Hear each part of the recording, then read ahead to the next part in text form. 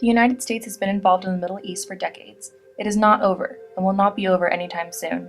But on May 1st, 2011, the day Osama bin Laden was found and killed, the American people had something to celebrate. The first to hear about this victory was the Defense Department. The first words uttered, Geronimo E-KIA, which stands for Enemy Killed in Action.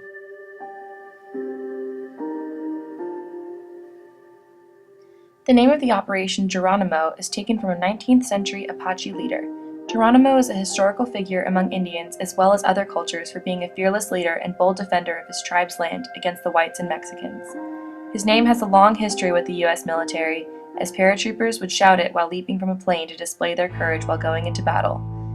Later it was adopted as nicknames for several other military regiments and operations.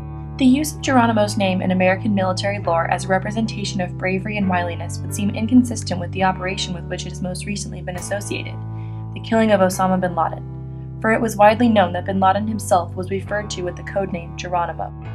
Why would the military use such a renowned name that represents bravery, toughness, fortitude, and most importantly the protection of homeland, for someone they see as a terrorist and mass murderer and the ultimate target of a detailed operation in which the end goal is to find and kill him? Paul Hutton, a professor at the University of New Mexico, explains why he thinks the name is appropriate in a New Mexico News Story interview. In the 1870s and 1880s, out here in Frontier, New Mexico and Frontier, Arizona, Geronimo was absolutely viewed as a terrorist and a killer. However, this antiquated association putting Geronimo in the same category as bin Laden takes him back to the hateful stereotype that academics have perpetuated against for years, the role of the barbaric savage. The image of the uncivilized and unbridled penchant for violence is brought to mind when aligning the two names, and this is seen as an outrage to today's Apaches, who have always viewed him as a hero. Geronimo's grandson spoke out about it as well. My grandfather Geronimo was an honorable warrior who fought for my people in paradise. He was just trying to save his own people.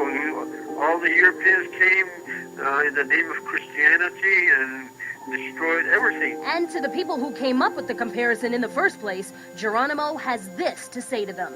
To the son of a bitch bastards who gave the code name Geronimo to Osama bin Laden, may you all rot in hell.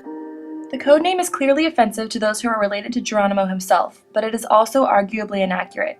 Geronimo is known among many as one of the greatest symbols of Indian resistance who faces enemy in battle, while bin Laden is widely seen as a cowardly terrorist who went into hiding. Even though the mission is over, tribal affairs representatives are lobbying for changing the name so that it does not appear in history books and further perpetuate the stereotypes that are already so prevalent among American society today.